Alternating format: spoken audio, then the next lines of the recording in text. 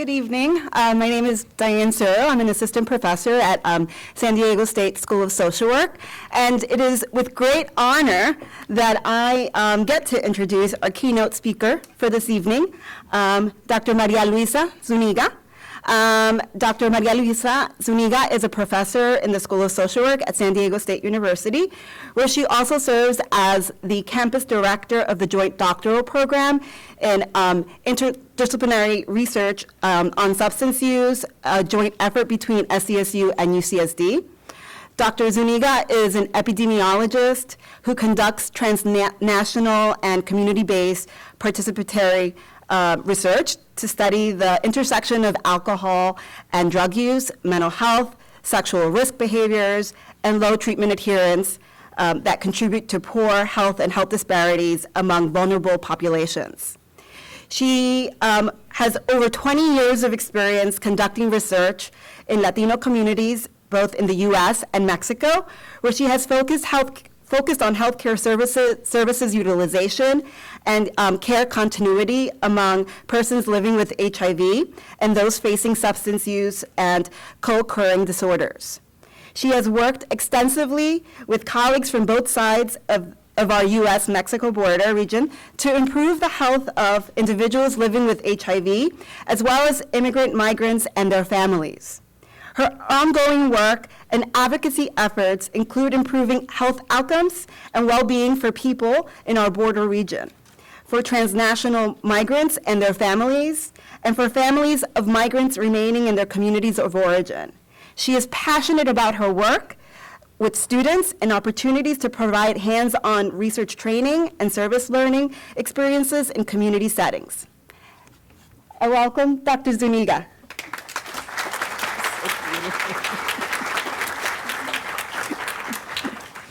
Muy buenas tardes. As my mom used to say, anybody can look good on paper, so we'll see. We'll see how this.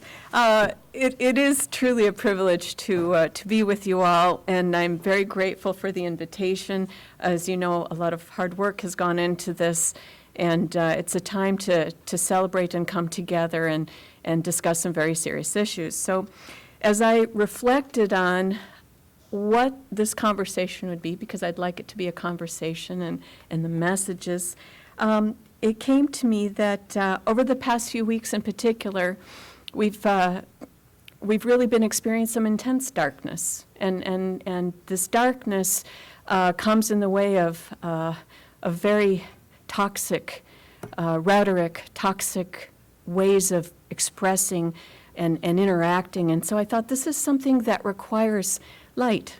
And I was inspired by a lot of other colleagues and wise individuals in our region and across the US and Mexico on what kind of light should we be talking about. So in the next, in this conversation, there's three themes that I'd like to touch on. The first theme is acknowledging the darkness and being aware of where light is needed. The second is gathering our lights, and the lights are the tools of social work. As you heard, I'm not a social worker, but I'm someone who's passionate about this profession, and I've tried to absorb as much as possible, and I feel like social work gives you some great light. And the third theme is going to be, how do you put the light to work? A plan of action and mobilization. So let's get started. So, acknowledging the darkness. There's a beautiful quote by Desmond Tutu, who is a tireless advocate of human rights, peace, and justice. He was a Nobel laureate. He's from South Africa. And his quote says, "Hope is being able to see that there is light despite all the darkness."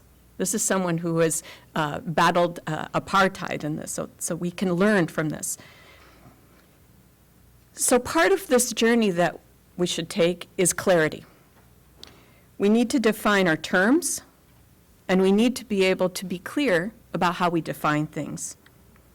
We also need to understand that a journey of migration can have trauma all along the way, and I want to keep that in mind because social workers are particularly well equipped to help individuals process trauma. So keeping in mind that this journey of an immigrant, of a refugee, will be perhaps from their country of origin, transit, and destination. So let's think about that as a flow and where it is that we can act. I'd like to ask for a little audience participation because it's important, as I said, to define our terms. When you hear the word refugee, what comes to mind? I'd love to hear from somebody. Refugee. Pardon me? Someone leaving their home. Exactly. There was another voice. I said homeless. Homeless, yes. Seeking safety. These are critical pieces of refugee. Thank you. So what I did was I looked at the United Nations Refugee Agency and got a little bit more grounding. So the strict definition, which you hold, is a refugee is someone who has been forced to flee his or her country because of persecution.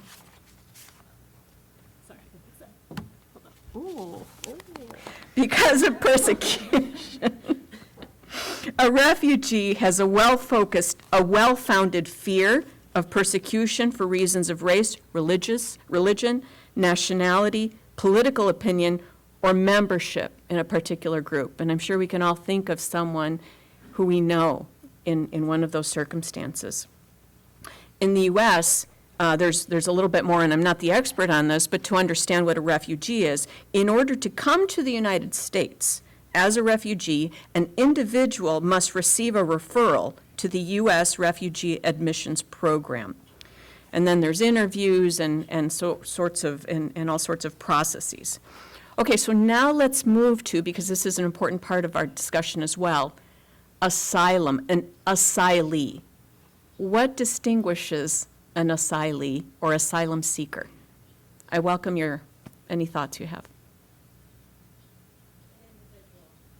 An individual, yes. And yeah? Yes, someone who shows up at the border. Yes, as well. Yes? Leaving their place of origin because of fear? Yes, leaving a place of origin because of fear. So when an asylum seeker, and that it's given away in the term, is when people flee their country of origin and seek sanctuary in another country.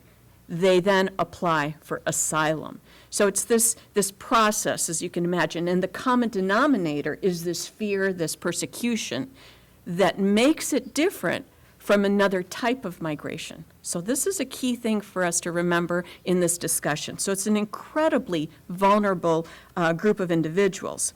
And so an asylee is a person who meets the definition of refugee and has been granted the relief of asylum. So this is already a designation that's given by a particular country. In the case here would be the United States. So those of you that know me, I'm a researcher, and a researcher likes numbers. So I'm going to put a few stats out there to frame what does it mean, what are we looking at. Now, I looked up this morning, the Homeland Security has an annual flow report. And anyone that works with data, you know it takes a while to get it in, so it's not something that we have information on like in the last 6 months that's been published. But for 2017, we have some information, and I'd like to present that to you. This information that I'm sharing with you was just published by Homeland Security in March 2019. So just a few days ago, this was published. So the trends and characteristics of refugees in 2017. The U.S. admitted 53,691 refugees, a 37% decrease from the previous year, 37% decrease. One of our colleagues was just talking about the need, and the need is increasing, but the United States accepted 37% less people than the year before, due in large part to additional security vetting procedures. Read obstacles. So we know that from 2015 to 2016 to 2017, generally, there has been a decrease in the number of admissions of individuals over time. And so this is something that is impacting the greater need. So we have individuals from all over the world who need a place to be, and the U.S. is decreasing the number of people. So these are just the facts. Okay, so those are the stats. We're done with that. Next, we need to bear witness and call out the toxicity and the vulgarity of messages and policies, but let's not get caught there, because it's very easy to kind of get in that spiral and stay. I'm challenging us all to have zero complacency, and I know this is the choir, so this is the place to be. Zero complacency. We need to acknowledge that darkness and then move on. Okay, so I'm going to get this off and roll up my sleeves. All right, so here's the toxic waste, and then we're going to move on. The discounting and othering of individuals. So there was a Newsweek article talking about the administration. You have people coming, you know who I'm talking about. You have people coming, they're all met by the lawyers. And they come out and they're met by the lawyers and they say the following phrase, I'm very afraid for my life, I'm very afraid for my life. Okay, and then I look at the guy. He looks like he just got out of the ring, a boxing ring. He's a heavyweight champion of the world. It's a big, fat con job. This is the toxic rhetoric that we need to be aware of. There's violence and intimidation, armed paramilitary groups at the border, New Mexico, San Diego, white supremacists. Let us not forget the power that these people have been able to garner and become mainstream. Mainstream conversations are now okay, but they are not. Dehumanization, defiling of dignity, discrimination, and racism must be called out. So we call it out, define it, and move on. Okay, so deep breath. We've now acknowledged some of the darkness, and we're not going to linger there. It is time to elevate the conversation, and that is what one of our colleagues had said. I took the idea of light. I was more inspired by Rabbi Israel Goldstein, who is the rabbi of Chabad of Poway, who suffered a great atrocity this past week. On Monday, April 29th, this past Monday, Rabbi Goldstein said, "We need to battle darkness with light. No matter how dark the world is, we need to think of light." So that takes us into our next theme. The next theme is gathering our lights, and what should we be using of the tools of social work to get us together.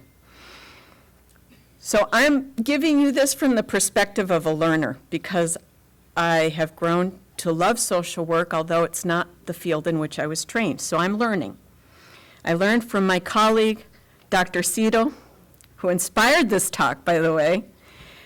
So the mission of social work, the social work profession, is rooted in a set of core values and service to help people in need and address social problems, the core. Social justice and challenging social inequities, dignity and the worth of the person, respecting the inherent dignity of every human being, recognizing the central importance of relationships, integrity, behave in a trustworthy manner. Behave in a trustworthy manner. Wouldn't that be, this is a beautiful message. Competence.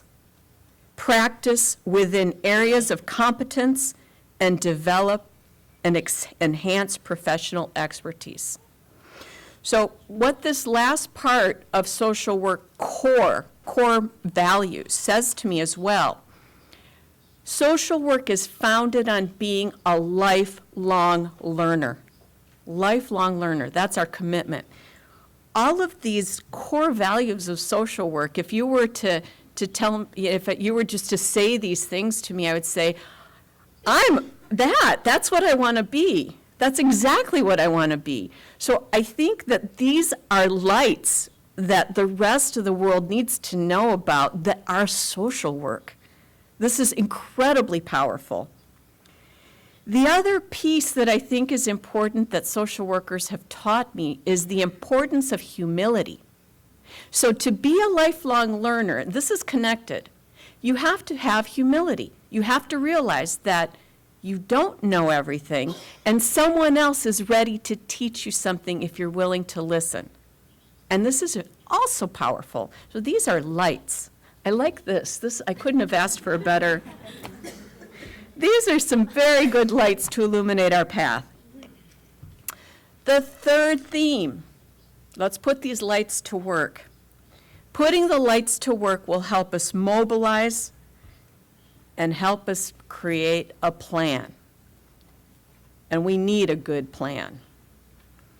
So now I'd like to ask you, what if you think about yourself when you make a plan, what are some of the key elements that a plan needs? Tell me something that you think about that a plan, in order to have a good plan, what do you need? A goal, excellent, I heard goal, what else? Organization, you have to have your stuff together. Yes, what else? A timeline, thank you, excellent. Anything else that you can, what else? Yes? Measurable, thank you, yes. We have to have the measurement so we can evaluate, defining what was out there or where we want to go, how we're going to get there, and did we get there? Thank you. Dedicated people. Dedicated people, absolutely. All of these are critical elements of a good plan. So we've touched on what the elements are, and the wisdom is already here. Having a clear definition of what we want to do and where we want to go, and being able to evaluate it. Thank you. Knowledge of the issues and knowledge of each other. Oops. Too excited. Knowledge of the issues and knowledge of each other. We also need to understand who's doing what so we can pull together with a stronger force. Many times in public health and in projects, initiatives, there may be groups doing similar work that could be aligned and have an even stronger impact. So that's something that we can think about as well. A plan, I think, also needs to be flexible. We need to be able to dodge and realign as needed in order to be able to reach our goal. So flexibility and adaptability. Willing to take risks. I think all of you have already, just by being here, we're willing to take risks, calculated risks, and we're willing to take risks. And the last part of putting a good plan together is not losing hope. It's hard with all of this junk that we see every day and the expressions of violence that we hear about. We need optimism and hope. And I think that's something we just need to continue supporting each other on. So that's my third theme. And what I think is helpful for us is, what does that look like? What does a good plan look like? So I've got a couple of examples. One of the plans that I think is very a beautiful example of a good plan is academic partnership that San Diego State University has, and our School of Social Work in particular, with our family counterparts in Mexico. That didn't happen by itself. Dr. Engstrom, Dr. Barragan, we have some people that have dedicated the effort that it takes to reach out and have these relationships that are so solid that they've helped us bring, three different generations of students together. This is extraordinary. The other plan that I think is something to marvel at is our San Diego Rapid Response Network. And Dr. Cito taught me more about that as well.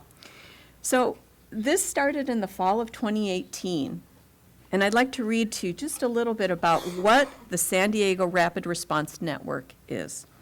Led by the American Civil Liberties Union, the Jewish Family Service, and Catholic Charities, the San Diego Rapid Response Network is responding to a new policy by Immigration and Customs Enforcement under which families seeking asylum are dropped at a bus station or other public locations wearing ankle bracelets and without other arrangements for their next part of their journey. I'm going to do an aside here, ankle bracelets. If you've never seen someone wear one, think of the most dehumanizing thing you can do. And look at this, they're huge, an ankle bracelet, and they're undignified. That's an aside, but this is really a powerful thing to be aware of. So the network is addressing these humanitarian issues that are arising at our shared border, including widespread family separation and unjust deportation, not just unjust, unlawful deportation of asylum seekers who are presenting at the port of entry. So this is a great example of what a plan and mobilization can look like. We can do this. We can definitely do this. So this is what we're here to learn. I'm challenging you to learn one new thing to take home with you. Just one, but more if you can. So I want us to finish and let's bear light to this darkness, define it, shed light where it's needed, and I want us to hold hands and mobilize. Thank you.